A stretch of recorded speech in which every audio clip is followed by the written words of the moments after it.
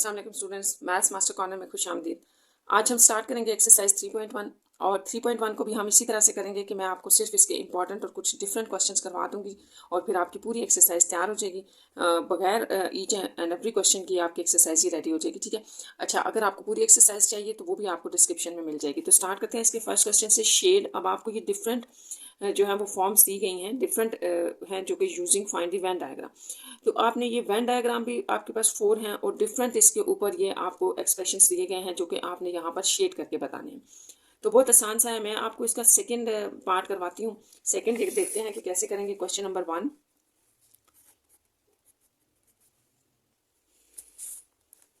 और इसमें हम इस पार्ट को डिस्कस कर लेते हैं।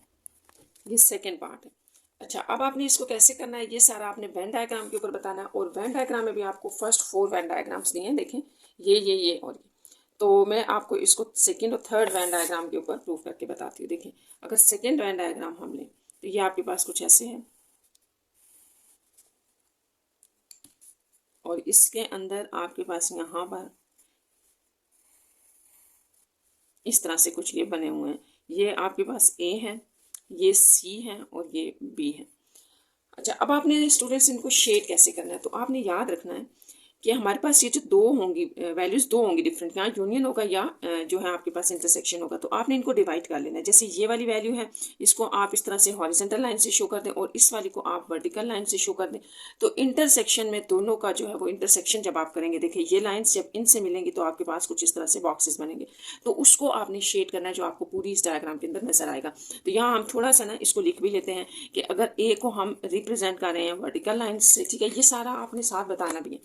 और अगर आप बी यूनियन सी को रिप्रेजेंट कर रहे हैं वर्टिकल लाइन से, तो आपका इंटरसेक्शन क्या होगा। इंटरसेक्शन आपका ये है कि जहाँ पर ये लाइंस मिल रही हैं वहाँ इस तरह के बॉक्सेस से बन जाएंगे और आपने इनको शेड करना है। तो यहाँ पर ए के बारे में हमने कहा कि वहाँ वर्टिकल लाइंस लेनी है। तो आपका ये ए था ना, आप इसके ऊपर वर्टिकल लाइंस ले लें। बस यहाँ तक आपका काम खत्म हो गया, क्योंकि ए के ऊपर वर्टिकल लाइंस थी। अब जो बी और सी दोनों है, यूनियन का मतलब है दोनों के ऊपर आपने हॉरिजॉन्टल लाइंस लेनी है। तो ये हमारा बी है, ठीक है।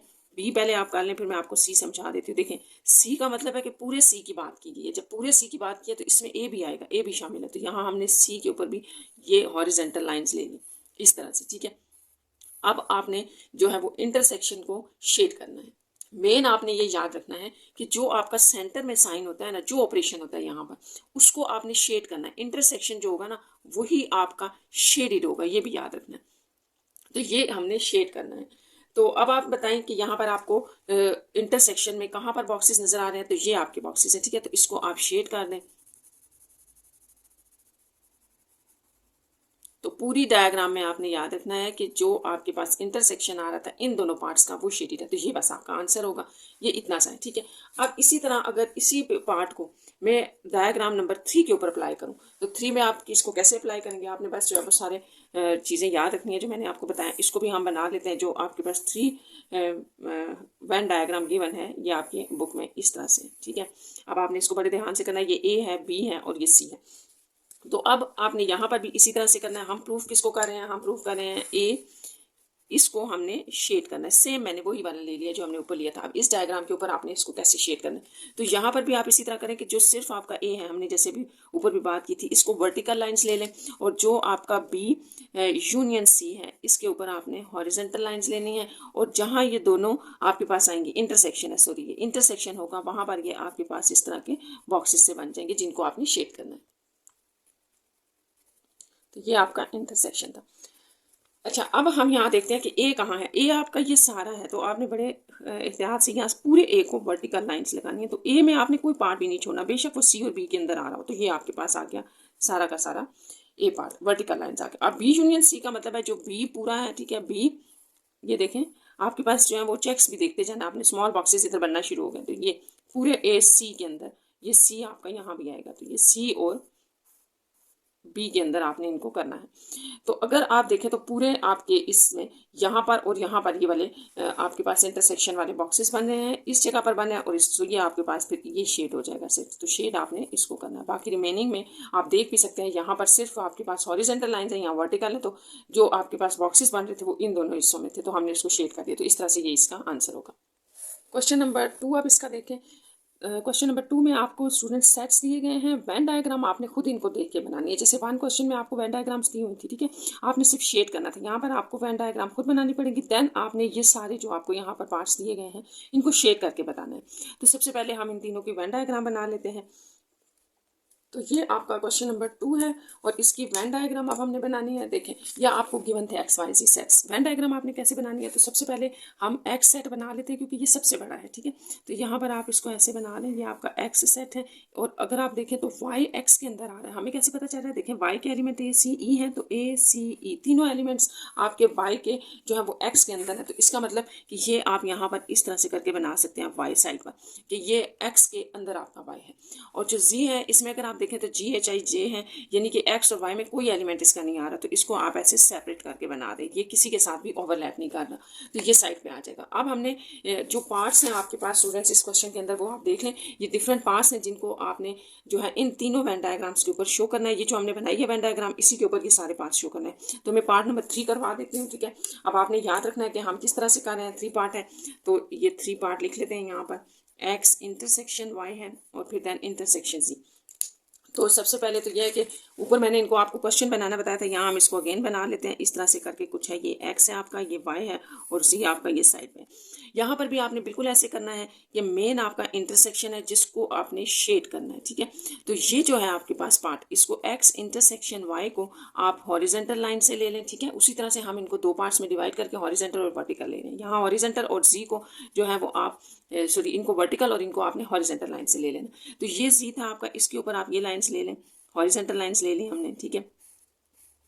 और यहाँ एक्स इंटरसेक्शन वाई पर हमने लेना है वर्टिकल लाइंस। तो सबसे पहले तो आप देखिए कि दोनों का कॉमन कौन सा, एक्स और वाई का कॉमन में वाई आता है सिर्फ, ठीक है, ये वाला पार्ट नहीं आएगा। तो सिर्फ आपने यहाँ पर वर्टिकल लाइंस लेनी वाई के ऊपर। तो इस चीज़ को आप दोबारा समझ लें कि ये इंटरसेक्शन एक्स वाई था। अगर यूनियन होता तो हम दोनों के ऊपर ले लेते वर्टिकल लाइंस। इंटरसेक्शन है, दोनों के कॉमन पे वर्टिकल लाइंस लेनी है, तो वो वाई दोनों में कॉमन होगा। तो ये आ गया। अब मेन जो हमारा यहाँ गिवन था कि इनके इंटरसेक्शन को हमने जो है वो शेड करना है। देखिए इंटरसेक्शन जो यहाँ पर आएगा ना, वर्टिकल लाइन और हॉरिजेंटल को मिलाने से इस तरह के आपके पास स्मॉल बॉक्सेस बनने चाहिए, तो वो आपके पास कहीं भी नहीं बन रहे। तो इसको आप कहोगे नो शेडेड एरिया, ठीक है। इसमें आपके पास नो शेडेड है, नो शेडेड एरिया है। इसी क्वेश्चन में एक और पार्ट हम देख लेते हैं, फिर होपफुली पूरा क्वेश्चन आपका हो जाएगा। मैंने 5th पार्ट किया एक्स यूनियन वाई और फिर इसमें हमने इंटरसेक्शन जी लेना है। तो ये भी आपके पास डायग्राम तो स्टूडेंट्स वही होगी क्योंकि आपको इन क्वेश्चंस के ऊपर एक ही जो है वो क्वेश्चन दिया हुआ है, यानी कि सेट्स दिए हुए हैं एक्स और वाई के, तो डायग्राम आपके पास एग्जैक्टली वही बनेगी। ये यहाँ पर भी आप उसी तरह से करें, इसको एक पोर्शन को यानी कि इसको अगर हम स्टूडेंट्स शो कर दें हॉरिजेंटल लाइन से और जी को आप शो कर लें वर्टिकल लाइन से, तो जो इंटरसेक्शन दोनों का होगा वो उसी तरह से आपने इस तरह से बताना है कि स्मॉल से जो है वो बॉक्सेस बनने चाहिए। तो एक्स यूनियन वाई दोनों को आप जो है वो हॉरिजेंटल लाइन्स लगा लें और जी पर जो है वो आपने वर्टिकल लाइंस लगा ली। तो ये आपने याद रखना है कि ये सेट्स के ऊपर डिपेंड करता है कि आपके पास डायग्राम किस तरह की बन रही है। अगर डायग्राम इस तरह से बनी है कि ये अलग अलग है, अगर ये जी भी इसके ऊपर होता तो फिर कुछ ना कुछ हमारे पास ये बन जाता। अब हॉरिजेंटल लाइंस बिल्कुल अलग हैं, वर्टिकल अलग हैं, तो ये भी आपके पास नो शेडेड में आएगा क्योंकि इसमें कोई भी पोर्शन जो है वो आपके पास शेडेड नहीं होगा क्योंकि ये चीज़ नहीं आ रही है आपके पास, किसी भी जगह आपके पास ये स्मॉल से बॉक्सेस नहीं बन रहे। क्वेश्चन नंबर 3 है आपका, verify the associative law of union and intersection by using Venn diagram of the question number 1। अच्छा, क्वेश्चन नंबर 1 जो है ये आपको डायग्राम से इसकी 4 दी हुई थी, तो इन चारों डायग्राम्स के ऊपर आपने एसोसिएटिव लॉ ऑफ यूनियन भी प्रूव करना है और इंटरसेक्शन भी प्रूव करना है। तो इसमें मैं सिर्फ associative law of intersection prove कर रही हूँ और ये 4 आपके पास डायग्राम है, तो इसके ऊपर मैं इस पार्ट के ऊपर पार्ट नंबर 1 के ऊपर अप्लाई कर रही हूँ। अच्छा, आपने एक बात याद रखनी है कि ये जो लॉज हैं आपके पास यहाँ डिस्कस हो रहे हैं, एसोसिएटिव लॉ है, डिस्ट्रीब्यूटिव प्रॉपर्टीज़ हैं या एसोसिएटिव प्रॉपर्टीज़ हैं, जो भी है ये सारी आपको यहाँ पीछे 3.1 एक्सरसाइज से पहले दी हुई हैं आपकी बुक में। तो हम इसको स्टार्ट करते हैं क्वेश्चन नंबर 3 को। क्वेश्चन नंबर 3 मैंने लिख लिया, ठीक है। एसोसिएटिव लॉ ऑफ इंटरसेक्शन आपके पास ये होता है, ठीक है।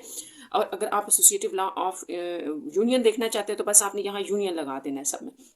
और इसमें हमने ये कहा था कि हम क्वेश्चन नंबर 1 की 1 नंबर डायग्राम जो है वो डिस्कस करेंगे, तो ये हम बना लेते हैं। ये आपके पास ऐसे है कि ए है, ठीक है, फिर बी दोनों अलग अलग हैं और ये सी इनके बीच में, तो ये ए बी और सी है। ये आपने देख लेना है, ठीक है। अब आपने याद रखना है कि हमने ये लॉ प्रूफ करना है, तो इस लॉ को प्रूफ करने के लिए आप इस लॉ का सिर्फ एक पार्ट लेंगे और इस पार्ट को हम इस डायग्राम के ऊपर प्रूफ कर रहे हैं, ठीक है। इस पार्ट को हम यहाँ प्रूफ करेंगे और ये जो पार्ट है इसको अगेन इसी डायग्राम के ऊपर हम नीचे प्रूफ करेंगे दोबारा बना के। तो इसमें हमने शेड करना है बेसिकली। अब आप शेड कैसे करेंगे, तो शेड करने का वही तरीका है कि आपको जैसे पिछले 2 क्वेश्चन में मैंने बताया कि आपने एक पार्ट को ले लेना है, ठीक है।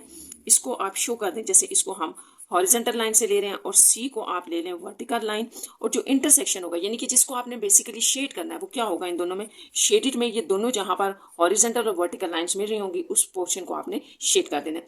तो यहाँ पर ए इंटरसेक्शन बी ले लें। ए इंटरसेक्शन बी का मतलब है ए और बी में जो कॉमन आ रहा है, तो देखिए ए तो हमारे पास यहाँ पर था, बी बिल्कुल अलग से, इन दोनों में कोई कॉमन नहीं है, तो इसका मतलब कि पूरी जो वेन डायग्राम है इसमें कहीं भी हॉरिजेंटल लाइन्स नहीं लगेंगी, और सी जो है इसमें आप सिर्फ वर्टिकल लाइन्स लगा दें, ठीक है। ये वर्टिकल लाइंस तो लग गई लेकिन हॉरिजेंटल कहीं भी नहीं लग रही थी, इसलिए हमारे पास जो ये वाला है इसके अंदर नो शेडेड आएगा, ठीक है। कोई भी हमारे पास जो है वो शेड नहीं हो रहा। अब आपने इसी क्वेश्चन को एक दफ़ा फिर नीचे लिख बनाना है, ठीक है, क्योंकि हम लॉ प्रूव कर रहे हैं ना, तो इसकी लेफ्ट और राइट दोनों साइड्स आपने प्रूव करनी है। ये देखें, ये ए है, ये बी है, इन दोनों में कुछ कॉमन नहीं है और सी सेंटर में है। यहाँ हम जो चीज़ प्रूव करेंगे वो राइट साइड है आपके ये एसोसिएटिव लॉ की, ये वाली, ठीक है। इसमें हम लिख लेते हैं इसको कि A intersection B intersection C, ये चीज़ हम यहाँ प्रूव करने लगे। तो अब आप इसको भी इसी तरह से लिख लें, जैसे ये ए है इसको आप ले लें वर्टिकल लाइंस और बी इंटरसेक्शन सी को आप ले लें हॉरिजेंटल लाइंस। यहाँ सॉरी हमने हॉरिजेंटल लेनी थी, ये हॉरिजेंटल, और आपके पास जो इंटरसेक्शन होगा दोनों का वहाँ पर आपके पास ये आपस में ओवरलैप करेंगे और छोटे छोटे चेक्स बना देंगे, बॉक्सेस से बना देंगे। तो ये जहाँ पर आपके पास आएगा आपने उसको शेड कर देना। अब हम जैसे कह रहे हैं कि ए को आप वर्टिकल लाइन से शो करें, तो पूरे ए के ऊपर आप वर्टिकल लाइन्स लगा दें, और यहाँ पर बी इंटरसेक्शन सी, जो बी और सी का कॉमन है वहाँ आपने हॉरिजेंटल लाइन्स लगानी है। तो बी और सी का ये कॉमन था, यहाँ हमने लगा दी। तो अब जब शेड करने की बारी है तो आप देखें कि शेड तो दोनों में कुछ भी ये चीज़ नहीं बना रहा, कहीं भी ये दोनों नहीं मिले, इसका मतलब ये भी नाउ शेडेड है, ये भी आपके पास नाउ शेडेड में आएगा। इस तरह आप कह सकते हैं कि ये अगर आपकी डायग्राम 2 थी यानी कि 2 का रिजल्ट है और ये 1 का, या आप कहते हैं लेफ्ट और राइट का, तो आप इसको यहाँ पर एक सेंटेंस में लिखते हैं कि by 1 and 2 it is proved. क्या हमने प्रूव किया, हमने प्रूव किया एसोसिएटिव प्रॉपर्टी ऑफ इंटरसेक्शन, ठीक है। तो ये हमने प्रूव कर दिया कि दोनों में ही कोई शेडेड नहीं है। अब यही एसोसिएटिव लॉ जो है हमारे पास A intersection B intersection C, ये is equals to A intersection B intersection C, ये आपके पास है। ये आप बेशक इस तरह से लिख लें या जैसे मैंने पीछे लिखा था आप इस तरह कर लें, इससे कोई फ़र्क नहीं पड़ता। पहले ये लिख लें फिर इसको लिख लें, ठीक है, जैसे आपको समझ आता है लिख लें। ये तो मैंने यही लिख दिया क्योंकि पीछे भी लिखा था तो हम यही लिख लेते हैं, ये है आपके पास। अच्छा, अब हम इसी एसोसिएटिव लॉ को क्वेश्चन नंबर 1 की थर्ड डायग्राम के ऊपर इसको प्रूव करते हैं, ठीक है। तो थर्ड डायग्राम जो है वो आपकी वेन डायग्राम हम बना लेते हैं। प्रूव करने का वही तरीका है, देखें ए है बी और सी, तो ये आपका ए बी और सी है। अब हमने फर्स्ट पार्ट इसका ले लिया A intersection B intersection C, हम इस डायग्राम के ऊपर प्रूव करेंगे। तो आपने सबसे पहले ये करना है कि उसी तरह से हम इनके लिख लेते हैं कि जैसे ए इंटरसेक्शन बी को आप शो कर दें हॉरिजॉन्टल लाइन से, सी को शो कर दें वर्टिकल लाइन से, और इंटरसेक्शन जो होगा वहाँ पर आपके पास ये बॉक्सेस बनेंगे। तो ए इंटरसेक्शन बी, इसमें आपने बड़ी एहतियात से जो है वो लाइन्स लगानी है। देखिए ए इंटरसेक्शन बी का मतलब है ए और बी में जो कॉमन है, तो ये पूरा पोर्शन स्टूडेंट्स ये वाला ये सारा इसमें कॉमन है ए और बी में, तो आप यहाँ वर्टिकल लाइन्स लगा दें, ठीक है, सॉरी हॉरिजॉन्टल लगाते हैं। और जो सी है आपका वहाँ आपने वर्टिकल लाइंस लगानी है। तो सी आपका ये है, देखिए सी भी इधर से आ रहा है ये ऐसे। तो अब आपके पास इस पोर्शन में सिर्फ यहाँ ये बन रहे थे चेक्स, ठीक है, ये आपने ध्यान से देखना है कि सिर्फ यहाँ बने। अगर आप देखें बाकी रिमेनिंग में तो इस पार्ट में आपके पास सिर्फ हॉरिजॉन्टल लाइंस है, यहाँ पे वर्टिकल लाइंस है, तो शेडेड आपके पास सिर्फ ये होगा। तो इस तरह से इसको आप 1 कह लें, ठीक है। अब हम सेकेंड वाले को यानी कि जो राइट साइड पे है उसको प्रूव करेंगे। तो अगेन यही आप डायग्राम बनाएं,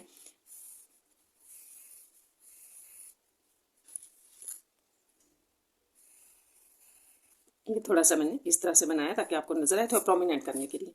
अच्छा, अब आपने क्या करना है, सेकेंड पार्ट हम राइट साइड लिख रहे हैं A intersection B intersection C, इसको हमने प्रूव करना है इसके ऊपर।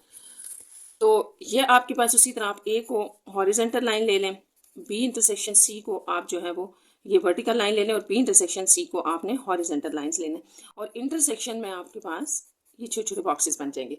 अच्छा, अब आपने ए को जो है वो वर्टिकल लाइंस लेना है ना, तो ए पूरा आपका पास ये है, पूरे ए के ऊपर आप वर्टिकल लाइंस लें, इसमें सी वाला पोर्शन भी आएगा और बी वाला, ठीक है। आप अगर थोड़ी सी डायग्राम प्रोमिनेंट बनाएंगे तो ये चीज़ें आपको क्लियर हो जाएंगी। थोड़ी सी बड़ी डायग्राम बना लें। अब ए को तो आपने कर लिया, बी इंटरसेक्शन सी, यानी कि बी और सी का जो कॉमन है वहाँ आपने हॉरिजेंटल लाइन लेनी है। तो बी और सी में जो कॉमन है ना वो आप देखें ये सारा आ रहा है, ये सारा, तो यहाँ पर आपने इस तरह से लाइन्स लेनी है, हॉरिजेंटल लाइन ये आ गया। तो इसमें आपके पास सिर्फ ये वाला पोर्शन जो है वो चेक्स यहाँ पे बन रहे हैं, छोटे छोटे बॉक्सेस बन रहे हैं, इसको आपने शेड करना है क्योंकि इंटरसेक्शन है, शेडेड यही बनेगा। और बाकी देखें अगर आप तो इधर वर्टिकल लाइन है इधर हॉरिजॉन्टल, किसी भी जगह पे ये इंटरसेक्ट नहीं कर रही। तो इस तरह से आप इसको 2 कह लें, ठीक है। अब आप अपनी 1 और 2 डायग्राम अगर देखें तो ये सेम पोर्शन इनमें शेडेड है, इसमें भी ये और इसमें भी ये है, ठीक है। अगर आप थोड़ी सी बड़ी डायग्राम बनाएंगे ना तो इजीली आपको ये चीज़ें सारी विजिबल हो जाएंगी। तो इस तरह बाय 1 एंड 2 हमारे पास ये बात प्रूव्ड हो गई है कि जो हमारे पास प्रॉपर्टी है ये इंटरसेक्शन सी, ठीक है, और A intersection B intersection C ये हमारे पास प्रूव हो गया है वेन डायग्राम के जरिए। तो यहाँ आपका ये क्वेश्चन नंबर 3 कंप्लीट हो गया।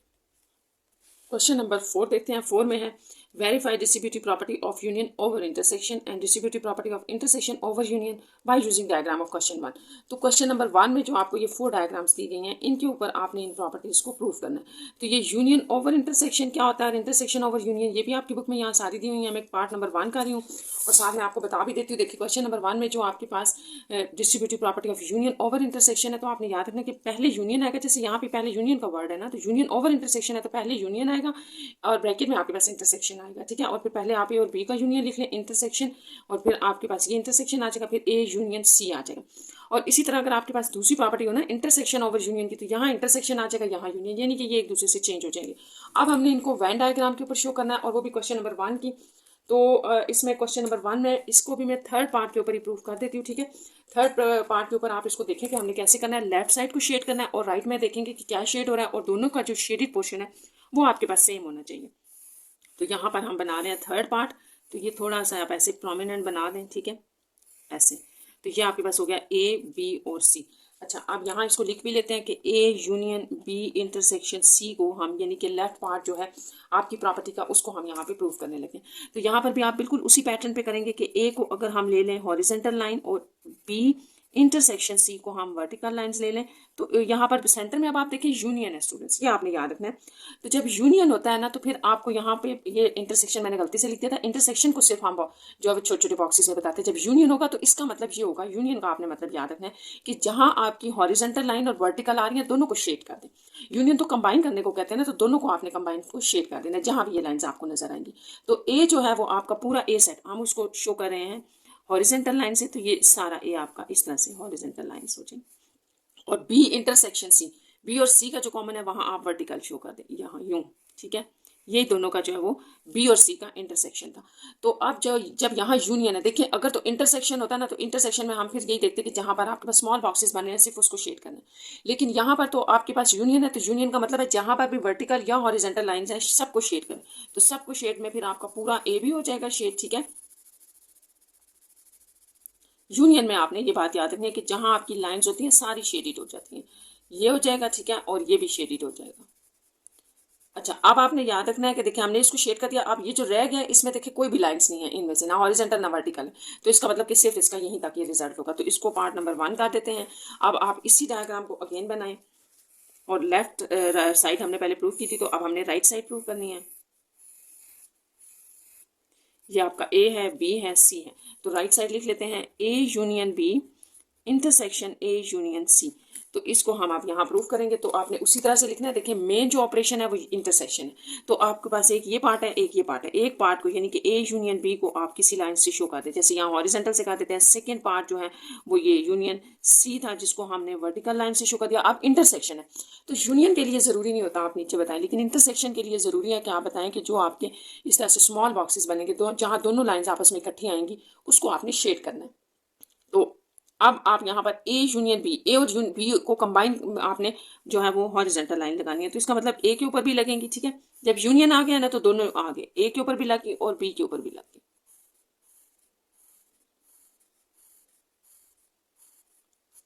अब आपका जो ए यूनियन सी है, ए और सी दोनों को आपने वर्टिकल लाइंस लगानी है, तो ए के ऊपर अगेन वर्टिकल लाइंस भी आ गई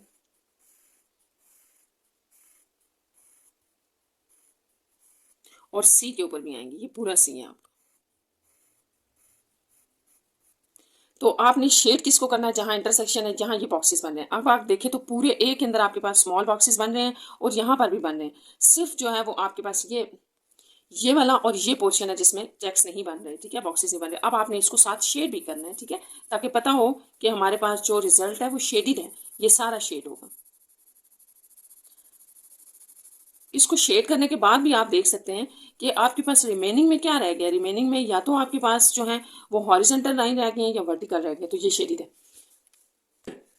ये हमारा 2 हो गया। अब अगर आप 1 और 2 को कंपेयर करें तो देखिए सेम शेडिड है, ये और ये शेडिड है। तो आप अगर स्टूडेंट्स इस तरह से प्रॉपर क्वेश्चन करेंगे तो आपको जरूर फुल मार्क्स मिलेंगे, ठीक है। आपने इस तरह से एक एक चीज को अलग अलग क्लियर करना है। तो देखिए बाय 1 एंड 2 प्रूव्ड, क्या प्रूव्ड हो गया, हमारे पास आ रहा है कि A union B intersection C is equals to intersection A union C. तो ये हमारे हमने 1 और 2 में प्रूव कर दिए। क्वेश्चन नंबर 5 देखें। क्वेश्चन नंबर 5 में by prove by Venn diagram, ठीक है, पी क्यू आर आपको 3 सेट्स दिए गए हैं और ये दोनों आपने प्रूव करने।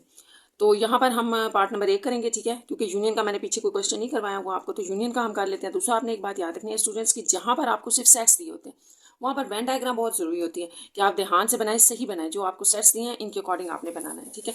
तो क्वेश्चन नंबर 5 का ए पार्ट हम सॉल्व करेंगे, पहले इनकी डायग्राम बना लेते हैं।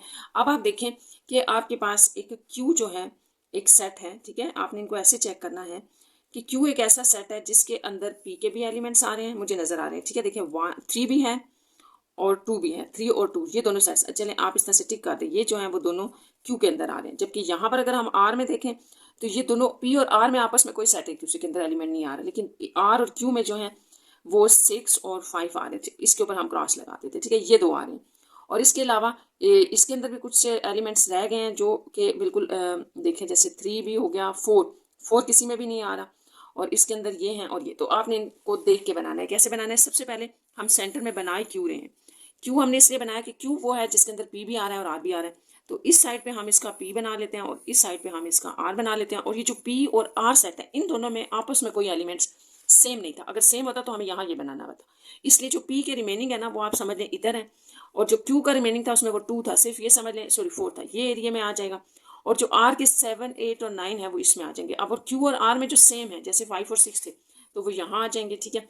इसी तरह जो हमारे पास पी और क्यू में सेम है वो 2 और 3 था तो वो यहाँ आ जाएगा। तो ये इस तरह से ये आपने डायग्राम बनानी है, और ये बहुत ज़रूरी है कि जब आपको सेट्स दिए हो तो आप डायग्राम ठीक बनाएं।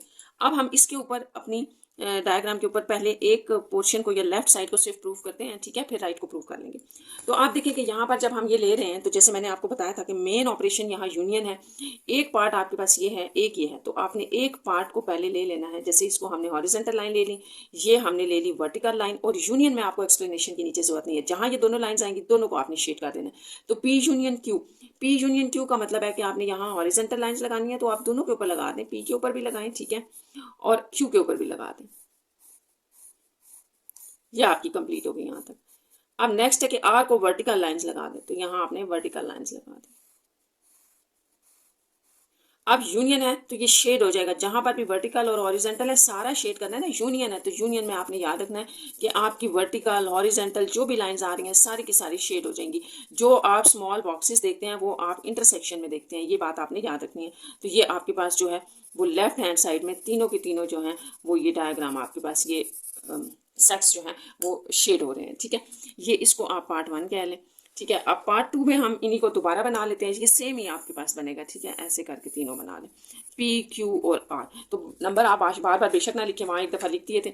अब यहाँ पर हम इसका प्रूफ कर रहे हैं राइट साइड, तो ये है आपके पास P union Q union R. तो आपने यहाँ पर भी याद रखना है, जैसे मैंने आपको बताया था कि एक पार्ट ये है और एक ये है, मेन आपके पास बीच में ऑपरेशन यूनियन है। तो पी को आप शो कर लें हॉरिजॉन्टल लाइन से, क्यू यूनियन आर को आप शो कर लें वर्टिकल लाइन से। जहाँ ये दोनों लाइन्स आएंगी यूनियन है, शेड कर देना। तो पी को हमने हॉरिजॉन्टल लाइन से शो कर दिया, ये सारा पीस है, और क्यू और आर दोनों को आपने वर्टिकल से शो करना है।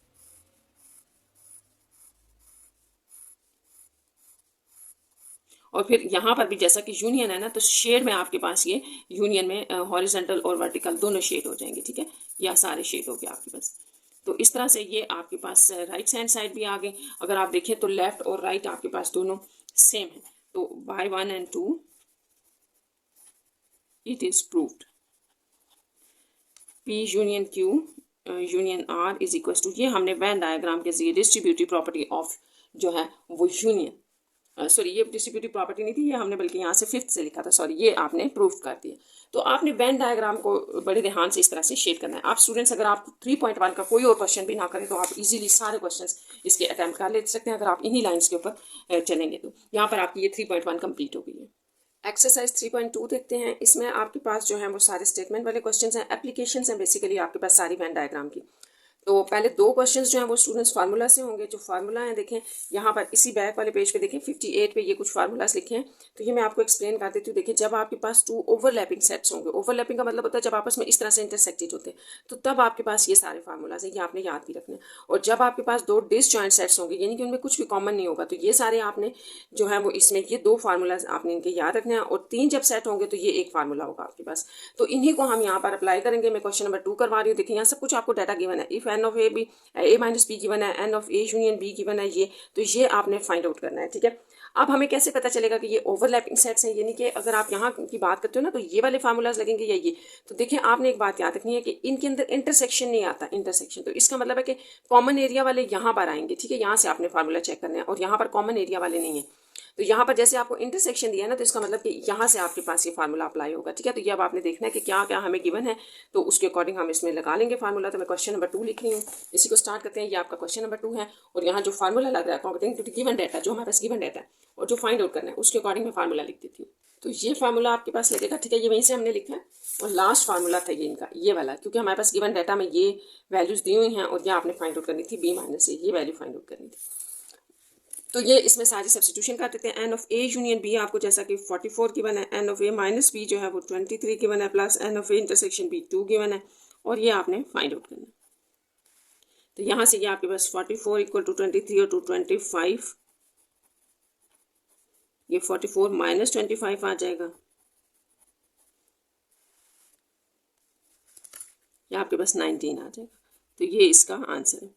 अच्छा, अब हम इसका कोई नेक्स्ट क्वेश्चन स्टार्ट करते हैं जिसमें स्टेटमेंट है। ठीक है, अच्छा स्टूडेंट, स्टेटमेंट वाला क्वेश्चन स्टार्ट करने से पहले मैं आपको एक बात बता दूं कि ये जो इस एक्सरसाइज में 3.2 में जितने भी स्टेटमेंट वाले क्वेश्चंस हैं इनको आप वेन डायग्राम से कर लें। ठीक है, जब आप एक गिवन डाटा में से प्रॉपर वेन डायग्राम बना लेंगे तो वेन डायग्राम ही से आपके सारे क्वेश्चन के आंसर मिल जाएंगे। ठीक है, जो भी उसमें पार्ट्स में क्वेश्चन दिए होंगे। जैसे ये क्वेश्चन नंबर 7 हम स्टार्ट करेंगे, क्योंकि ये थोड़ा सा लेंथी था तो मैंने ये सेलेक्ट किया। मैं आपको ये सारा क्वेश्चन बताऊंगी किस तरह से हमने यहाँ से डाटा सेलेक्ट करके वेन डायग्राम बनानी है और उन वेन डायग्राम में से फिर आपको इन तीनों सवालों के जवाब मिल जाएंगे। ठीक है, तो आपने एक बात याद रखनी है कि आपने प्रॉपर गिवन डाटा में से वेन डायग्राम बिल्कुल ठीक सी बनानी है। ठीक है, क्वेश्चन नंबर 7 अगर आप देखें तो इसमें है in a survey of university 200 students were interviewed. सबसे पहले तो आपने ये याद रखना है कि ये आपको टोटल नंबर ऑफ स्टूडेंट्स दिए हैं, तो ये हम सारा डाटा कलेक्ट करते जाते हैं। It was found that 42 students have laptops, 80 students have cell phones, 100 students have iPods, 23 students have both laptop and cell phones. यहाँ तो आपको इंडिविजुअली बताया गया, लेकिन यहाँ पर कहा जा रहा है कि 23 स्टूडेंट्स ऐसे हैं जिनके पास लैपटॉप और सेल फोन्स हैं, तो इनको हम इंटरसेक्शन में दिखेंगे।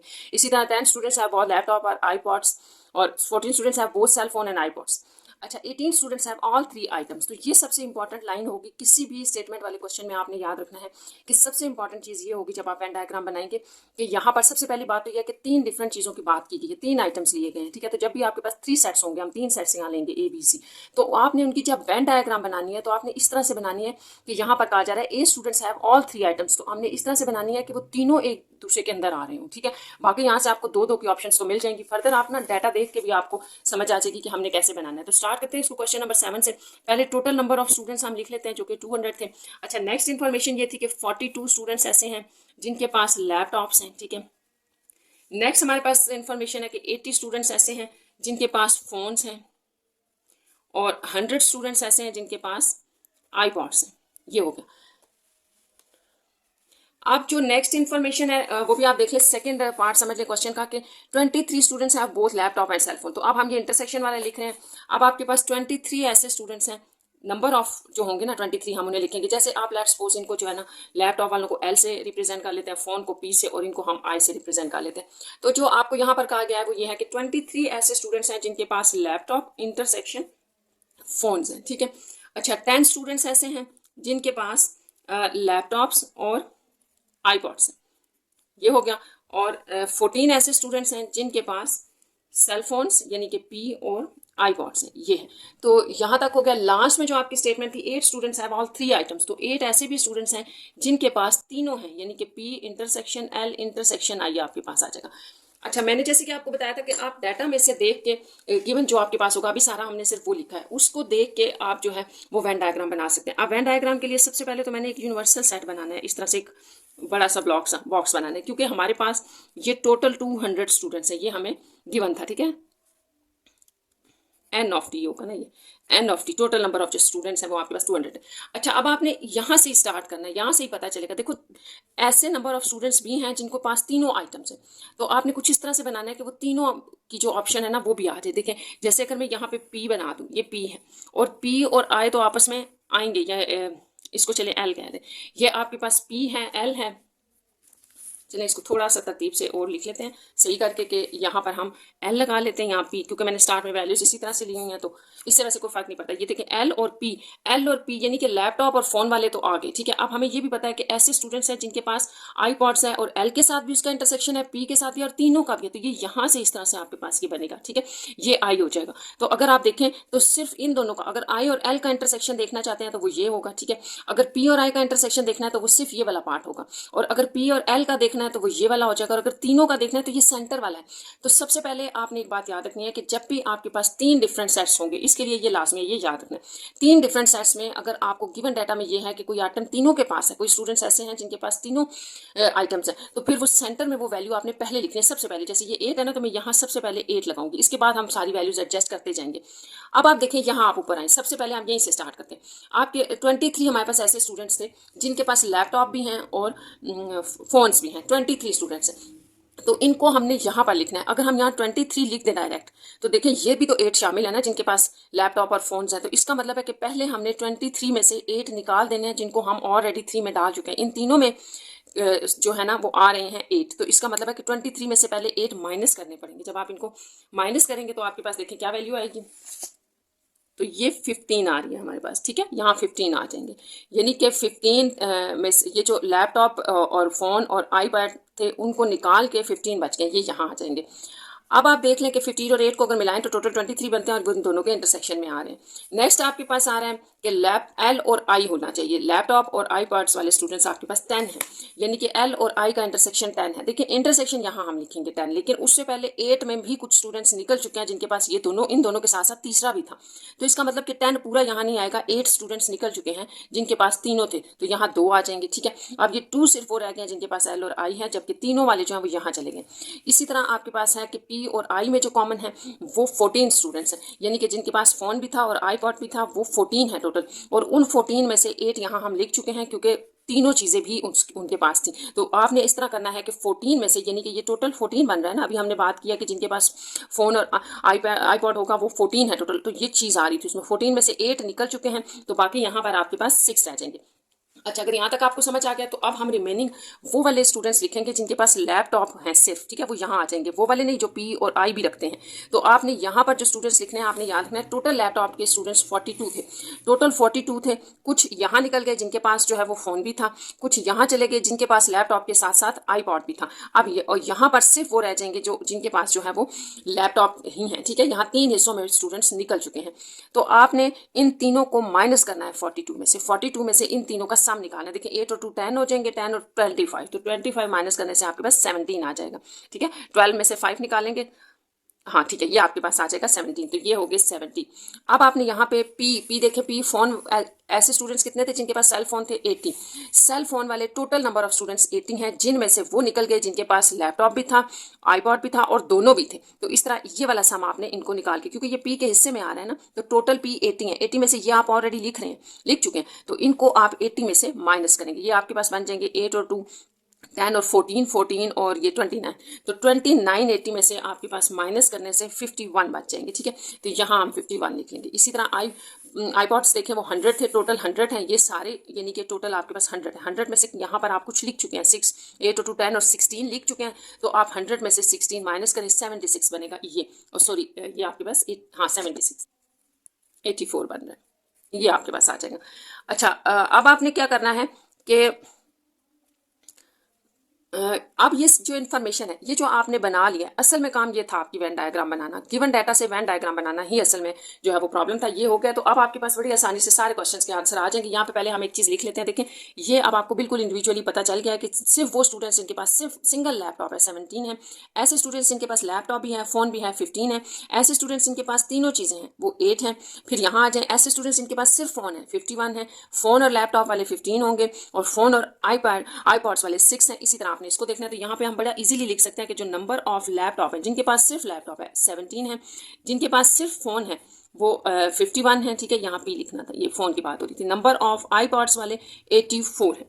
तो अब आप अपने क्वेश्चंस की तरफ आए। क्वेश्चन में देखें, जैसे फर्स्ट पार्ट में आपसे पूछा गया है how many students have only cell phones. ऐसे स्टूडेंट्स जिनके पास सिर्फ सेल फोन्स है। तो अब अगर आपने अपनी डायग्राम सही बनाई होगी तो आप इजीली आंसर दे सकते हैं। तो इसका मतलब कि इसके बारे में पूछा जा रहा है कि ऐसे स्टूडेंट्स जिनके पास सिर्फ सेल फोन है वो 51 है, और ये आंसर होगा इसमें से। ठीक है, नेक्स्ट अब आप क्वेश्चन देख लें, इसका सेकंड पार्ट है।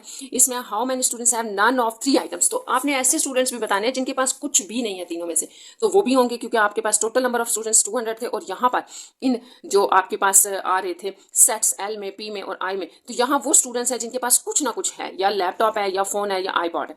तो इसका मतलब रिमेनिंग यहाँ पर भी तो कुछ स्टूडेंट्स होंगे ना क्लास में जिनके पास कुछ भी नहीं है, वो हमने फाइंड आउट करना है। तो उनको फाइंड आउट करने के लिए बड़ा आसान सा तरीका है कि आप इन सब को ऐड कर लें, अलग अलग ऐड करने पड़ेंगे आपको। देखें, आपने इसमें कंफ्यूज नहीं होना कि हमारे गिवन डेटा में लैपटॉप वाले भी पड़े हैं, फोन वाले भी और आईपॉड वाले, हम इन सबको ऐड करके 200 से माइनस कर दें। तो ऐसे नहीं आप कर सकते, क्योंकि देखें अगर आप इनको ऐड करते हैं ना, तो ये 200, देखें 80 में 20 डालें ना, तो 222, ये इनका सम तो 222 बन रहा है, ये बन रहा है। ठीक है, तो आपके पास जो स्टूडेंट्स जो हैं ही टोटल 200, तो इतने तो नहीं हो सकते ना। इसका मतलब यहाँ पर मिक्स स्टूडेंट्स हैं, वो भी हैं जो जिनके पास लैपटॉप और आईपॉड्स भी हैं। तो ये हमने इंडिविजुअली सारे लिख दिए हैं। ये यहाँ से अब आपको आंसर मिलेगा। आपने सबको इन वैल्यूज, सारी वैल्यूज को ऐड करेंगे जिनके पास कम से कम कोई एक आइटम होगा। ये सारे ऐड हो जाएंगे, इनको आप 200 से माइनस करेंगे, तो रिमेनिंग में आपके पास आ जाएगा कि जो स्टूडेंट्स जिनके पास कोई भी आइटम नहीं था वो क्या होगा। ठीक है, तो यहाँ पर हम इसका बी पार्ट स्टार्ट करते हैं। तो आपने बी पार्ट इस तरह से लिखना है। तो आपने इसकी कुछ स्टेटमेंट इस तरह से लिखनी है कि total number of students have at least 1 item.